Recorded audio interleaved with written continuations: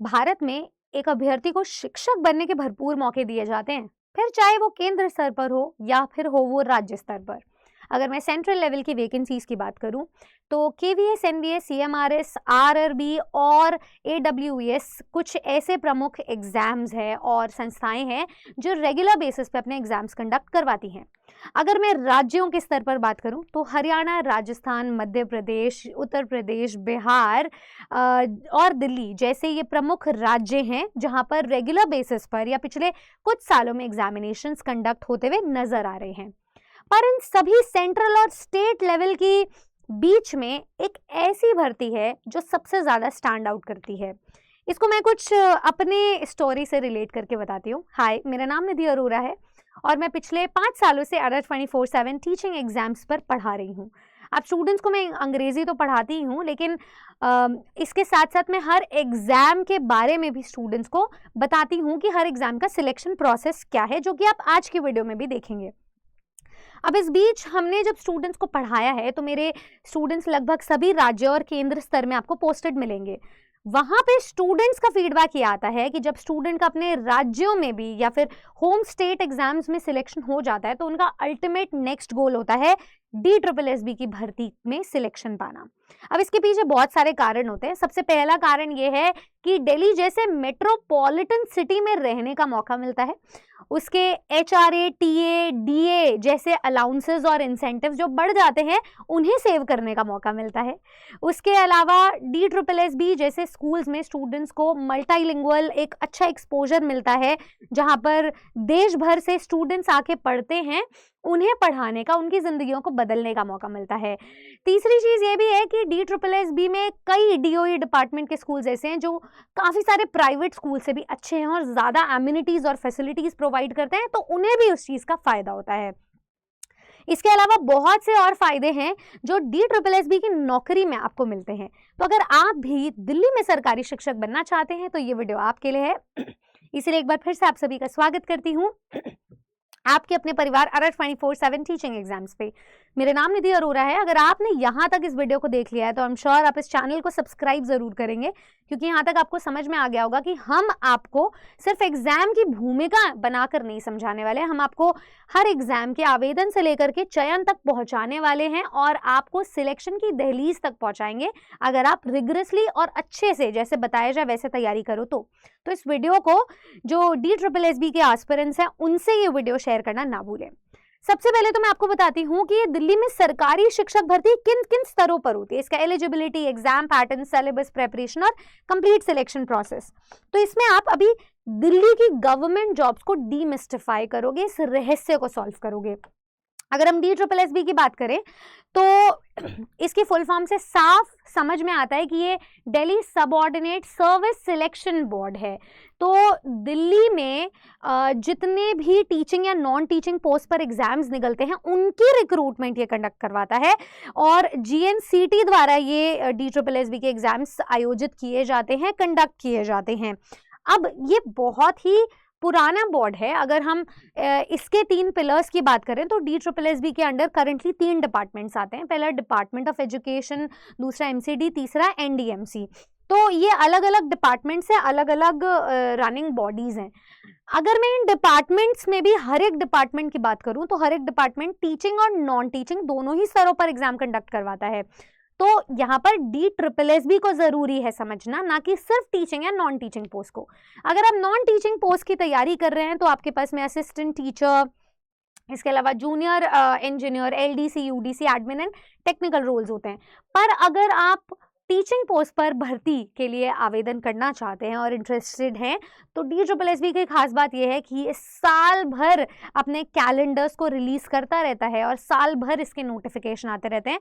तो NTT, PRT, TGT, PGT चारों स्तरों पर आपको इसकी भर्ती देखने को मिलती है।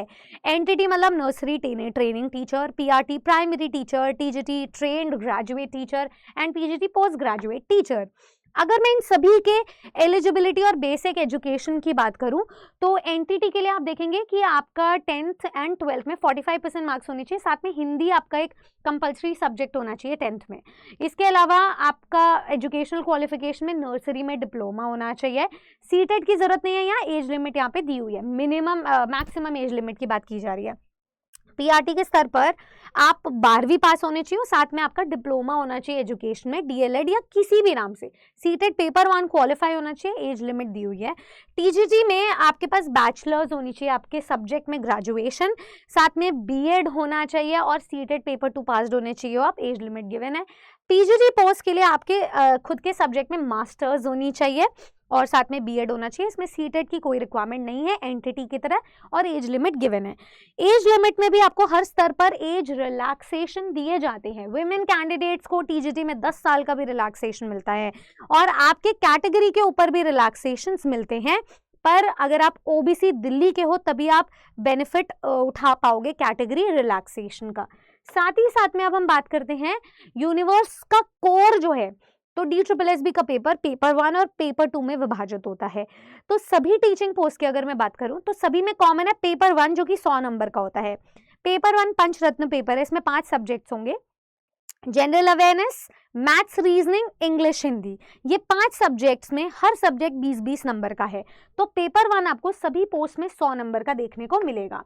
इसी के साथ में आता है आपका पेपर 2। पेपर 2 होता है आपका खुद का सब्जेक्ट, जो सब्जेक्ट आपने अपने एलिमेंट्री एजुकेशन या फिर अपने एजुकेशनल क्वालिफिकेशन में पढ़ा था, जिसमें आपने डिग्री हासिल करी है या डिप्लोमा हासिल किया है, वो 100 नंबर का आपका सब्जेक्ट होगा। उसमें उसको पढ़ाने की मेथडोलॉजी भी होगी।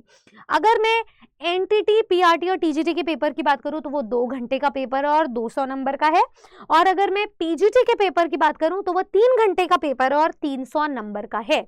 इसका मतलब 100 नंबर तो सभी में कॉमन है, लेकिन जो इनके सब्जेक्ट के पेपर है वो एडिशनल 100 नंबर के हैं, पर पीजीटी स्तर पे जो कंसर्न सब्जेक्ट पेपर 2 है वो 200 नंबर का है। यहीं से इसकी वेटेज डिसाइड होती है। अब इसमें टाइम मैनेजमेंट की बात भी की गई है और हर क्वेश्चन के बात भी की गई है कि हर क्वेश्चन 1 नंबर का है और पूरे पेपर में आपको नेगेटिव मार्किंग भी देखने को मिलती है 0.25। इसका मतलब इस पेनल्टी को आपको सोच समझ के भरना है। अगर आपको कोई क्वेश्चन आता है तभी आप उससे आगे बढ़ सकते हो।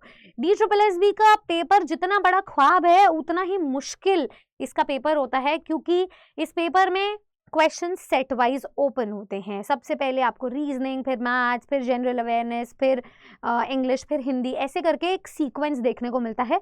आप अपने अकॉर्डिंग पेपर नहीं अटेम्प्ट कर सकते हो, जिस अकॉर्डिंग आपको पेपर दिया जाता है उसी सेट के अकॉर्डिंग आपको सॉल्व करना होता है। एक बारी में आप 20 सेट्स ऑफ क्वेश्चंस में ही छेड़छाड़ कर सकते हो, उसमें अंडू और रीडू कर सकते हो। जब आप सेव एंड नेक्स्ट पे जाओगे तो आप वापस क्वेश्चंस को रिव्यू या रिवाइज या चेंज नहीं कर सकते हो। तो ये बहुत बड़ा गेम चेंजर है इस पेपर में। अगर मैं बात करूं इसके स्ट्रक्चर की तो यहाँ कुछ सैलरीज दी हुई है। मैं अपने स्टूडेंट्स को हमेशा ही बोलती हूँ कि आप इस साल की अगर वैकेंसीज के लिए टारगेट कर रहे हो तो अगले साल आपको 8th पे कमीशन के अकॉर्डिंग सैलरी मिलेगी। तो ये सैलरी का आप डबल मान के चलो, जो आपकी एक्सपेक्टेड और ड्रीम सैलरी होगी वो आपको मिलेगी। तो अगर आप भी DSSB में नौकरी चाहते हैं तो सबसे पहले तो इस चैनल को सब्सक्राइब कर लीजिए।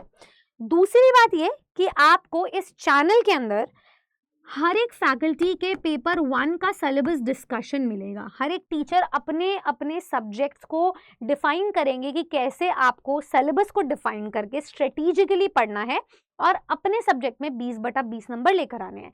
दूसरा, आप पेपर 2 के कुछ डेमो क्लासेस देखेंगे। उन डेमो क्लासेस से आपको ये पता चलेगा कि जो 100 या 200 नंबर के लिए आपको सब्जेक्ट कंसर्न टीचर्स पढ़ाएंगे आपके पोस्ट के अकॉर्डिंग, क्या आप उनसे समझ पाते हैं।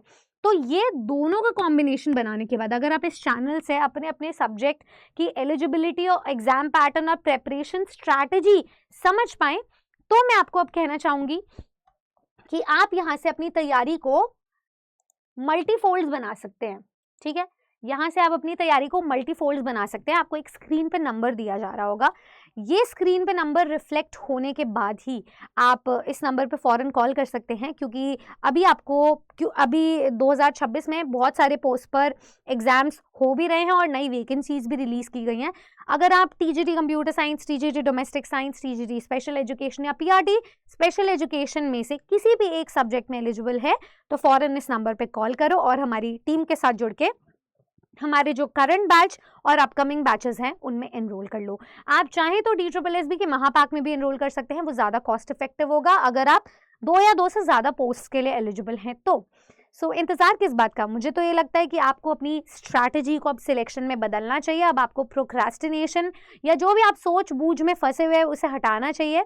DSSB इकलौता ऐसा एग्जाम है जो आपके ब्लड लाइन के सपनों को पूरा कर सकता है, आपके फादर्स को प्राउड फील करवा सकता है, आपकी फैमिली को रोजगार दिला सकता है और आपको इस देश के सबसे अच्छी जगह पे, प्राइम लोकेशन पे रहने का सपना पूरा कर सकता है।